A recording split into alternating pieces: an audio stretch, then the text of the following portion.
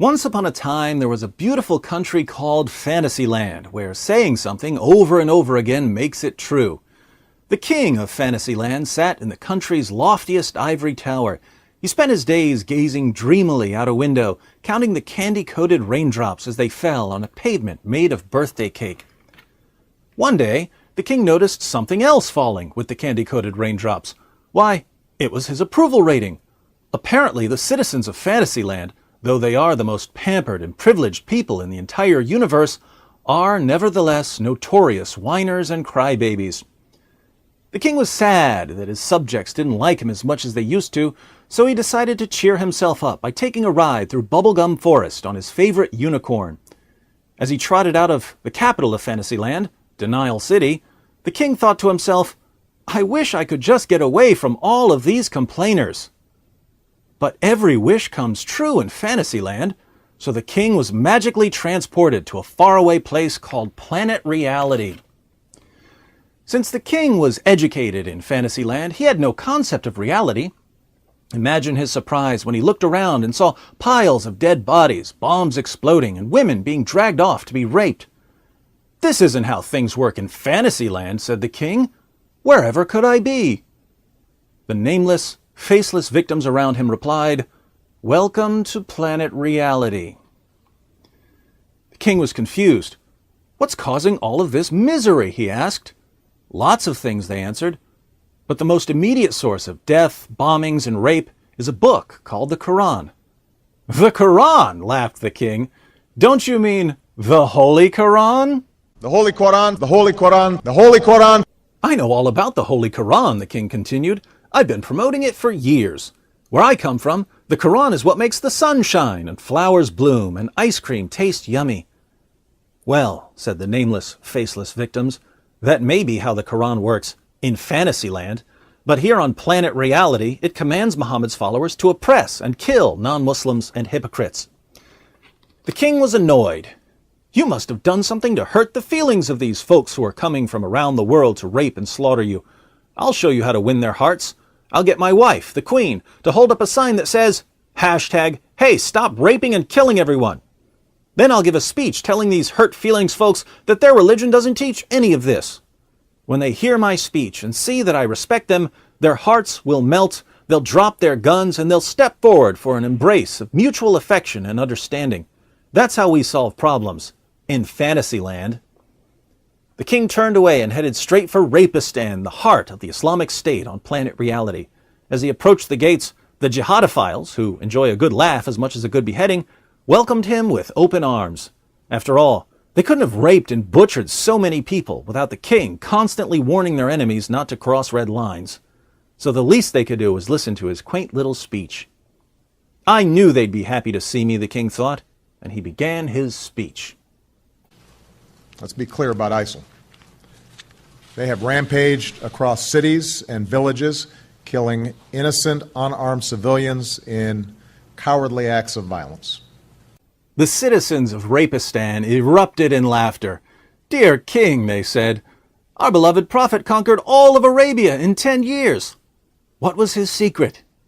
He tells us in Sahih al-Bukhari, 'I have been made victorious with terror.'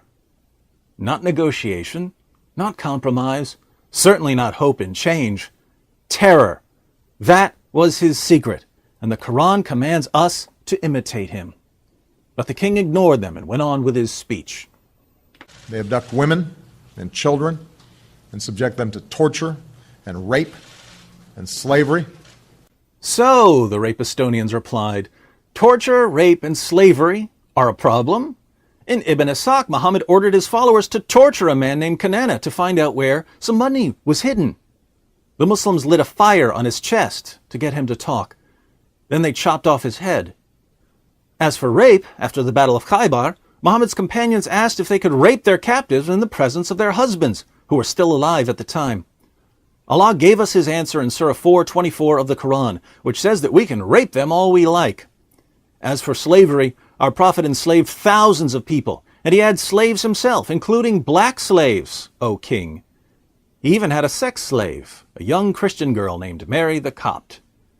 So when we torture, rape, and enslave people, We're only obeying our prophet, as Allah commands." The king again pretended he didn't hear them. They have murdered Muslims, both Sunni and Shia, by the thousands. His listeners couldn't contain their amusement. "But king, our prophet commanded us to kill apostates, and his closest companion, the first rightly guided caliph Abu Bakr, declared that anyone who diverges from core Muslim practices is an apostate. Abu Bakr waged war against hypocrites and apostates. So when we kill Muslims who aren't really obeying Muhammad's commands, we're only doing what we're told." The king paid no attention to them. They target Christians and religious minorities, driving them from their homes, murdering them when they can, for no other reason than they practice a different religion. The laughter grew. "Oh, king, Allah commands us to attack and subjugate Christians in Surah 929 of the Quran, where he says, 'Fight those who do not believe in Allah,' not 'live in peace and harmony with those who do not believe in Allah.' How could Allah be any clearer that we're supposed to fight people because they practice a different religion?" The king pressed on. They declare their ambition to commit genocide against an ancient people. "Are you not hearing us, king?" the rapists shouted. "We're not killing them because of their race, we're killing them because of their religion, and only if they refuse to submit to Allah." But this is exactly what Muhammad said he was commanded to do. In Sahih al-Bukhari he proclaimed, "I have been ordered to fight the people till they say, 'There is no God but Allah.' And whoever said, 'There is no God but Allah,' Allah will save his property and his life from me." Once again, we're only imitating our prophet. Are you condemning us for it? The king didn't answer. So ISIL speaks for no religion. The rapists sighed. "Ah, now we know where you're from, O king. You're from Fantasyland, aren't you? That's the place where everyone speaks for our religion, except the people who actually follow it." The king continued. Their victims are overwhelmingly Muslim, and no faith teaches people to massacre innocents. "As we've said," they rejoined, "Muslims who refuse to obey Allah are not innocent. That's why we're commanded to kill them as apostates and hypocrites. But if you're referring to Mr. Foley, he was an American. According to Allah, anyone who attacks a Muslim land is to be killed, and according to Muhammad, anyone who funds the attack is to receive the same penalty. Since the American military is funded by American taxpayers, Mr. Foley was already under a sentence of death. We only did what we were commanded." The king was too focused on his own words to hear anyone else. No just God would stand for what they did yesterday and what they do every single day. Here the listeners began to grumble, and many reached for their beheading knives. "Now, king, we've shown you that everything we're doing is done out of obedience to Allah. Yet you just said that no just God would stand for what we're doing. Are you calling Allah unjust?" The king, not wanting to suffer the same fate that thousands of others were suffering, answered, "I have to say these things for now, but don't worry.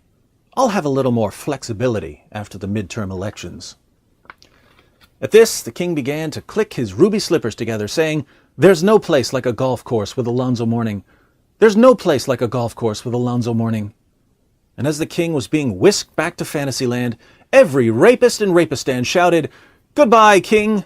We hope all the carnage here on planet reality doesn't mess up your golf swing."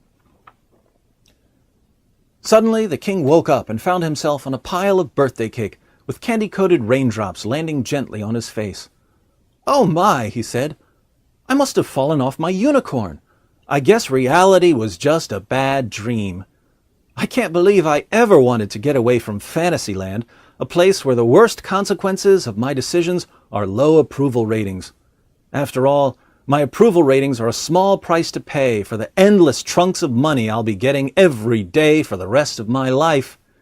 Who needs reality when fantasy is so much more convenient for me?" The end. Well, that's the story I came up with.